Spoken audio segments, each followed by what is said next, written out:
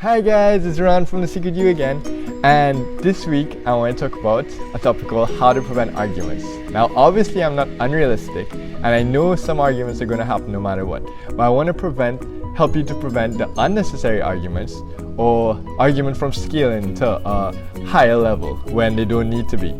So tip number one is a tip that you've heard before, but I'm going to put a different spin on it. It's to breathe.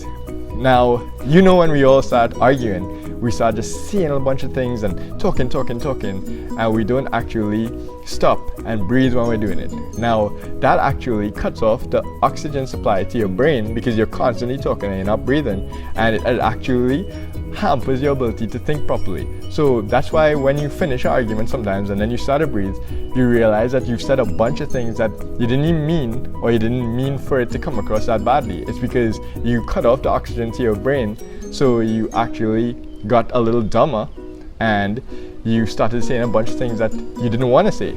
So really stop before you decide to argue and breathe, because it'll actually prevent the argument from scaling to a worse level. Now, tip number two is when you are about to say what you're going to say, stop for a second and think, what would my best self do in this situation? I use this tip all the time because a lot of times you want to feel like you will be the person who has patience and who has the ability to stop and handle a situation better. But in the heat of the moment and when emotion kicks in, we end up doing the opposite.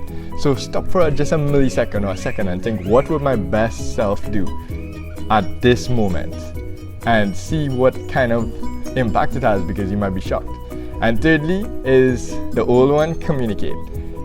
After you breathe and after you think about what your best self would have done or said in this situation, communicate, because communication is so important in these situations.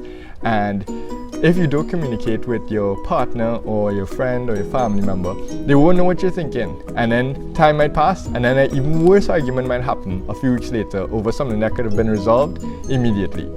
So guys, remember to breathe, remember to think what your best self would do in the situation, and remember to communicate. And I hope you have a great day, and I hope you have a great weekend.